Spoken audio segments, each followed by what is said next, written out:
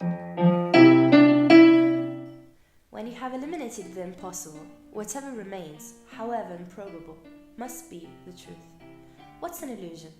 We call an illusion a distortion of the senses, a misinterpretation of reality, a trick. We experience illusions in everyday life and we don't even notice. This video itself, for example, is an illusion. An optical illusion is a psychological phenomenon that implies an altered perception of reality. The main visual illusions are optical, when they're caused purely by visual phenomena that do not depend on human physiology. Perceptive, occurring when, after looking at a very bright picture for a long time, you close your eyes and you still see the posthumous shadows of the earlier images. And cognitive, as they are unrealistic shapes and paradoxes. The cause of this phenomenon can be found in the human brain itself, mainly in the cerebral cortex, that translates the signals coming from the visual apparatus. When the light enters the human eye through the pupil, it converges from the cornea and from the crystalline lens onto the retina. Here, the 125 million visual receptors create a series of action potentials that manage to activate the ganglion cells of the retina. The axons then combine to form the optical nerve. There are two optical nerves that enter the human brain. They create an optic chiasm, combining their fibers and arrive to the cerebral cortex. Here, the electric sign is transfigured into image, and optical illusions are born. We can say that the intricate systems of circuits of the visual cortex is one of the biggest riddles among neuroscientists. Different types of neurons are arranged in 6 cortical layers, which are connected in order to create specific local circuits.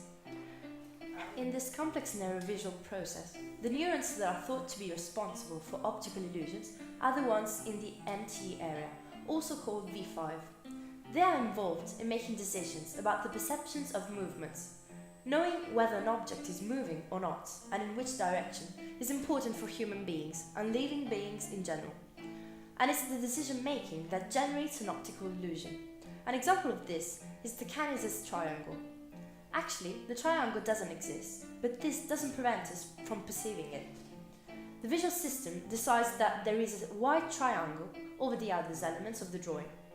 Moreover, the illusion of the Necker's cube is linked to the visual indecisions in response to the perception of ambiguous objects. With such a stimulus, the observer lies in a forced state of indecision and continuously fluctuates from one interpretation to another. That is, whether the left angle of the cube is close or far from the observer. It is fascinating and complicated to understand the process through which our brain reveals the reality surrounding us, starting from simple eternal stimulus. Despite its precision, it is not flawless and at times delivers us deceptive and ambiguous images. This raises a doubt. If our brain sometimes fails, who is it to make us sure that the reality we believe in isn't just a mere mental reconstruction, filtered by our brain and completely different from the actual one?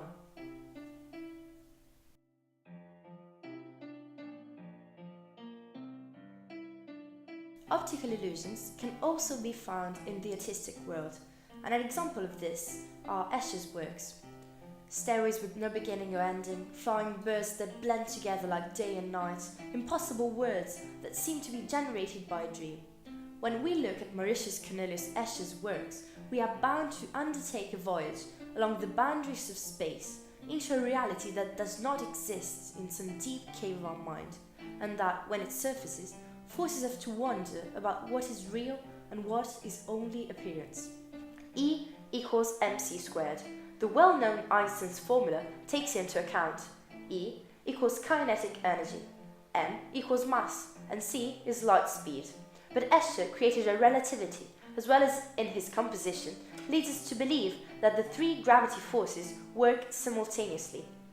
Escher adopts 3 accidental points in order to create 3 different worlds. I get into the labyrinth, I start with the center, and I feel like plunging into Borges the Immortal. Walls become floors, ceilings become walls, black and white, up and down, right and left, masculine and female. Escher's paradox is based on the fact that the more oniric his visual hyperbolas appear, the more mathematically valid they are. Escher's atlas is real, but Escher's universe is something else, fluid, heterodox, elusive yet illusory. Illusions can also be of an auditory nature.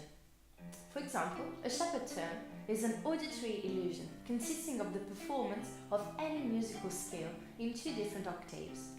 This gives the feeling that the sound rises continuously as long as you listen.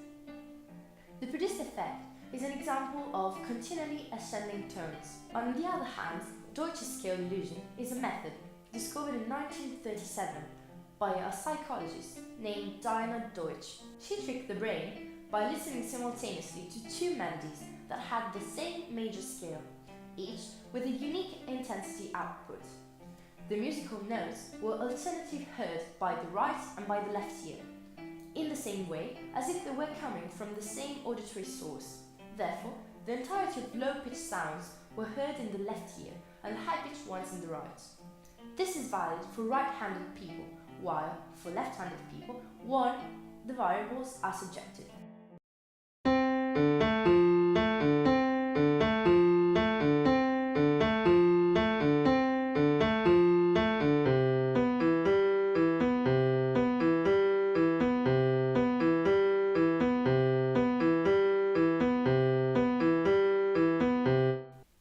Speaking of illusions, one's mind always goes to the negative implication of the term, although once you'll see this video, you won't be able to disagree with Remy de Gourmand's words.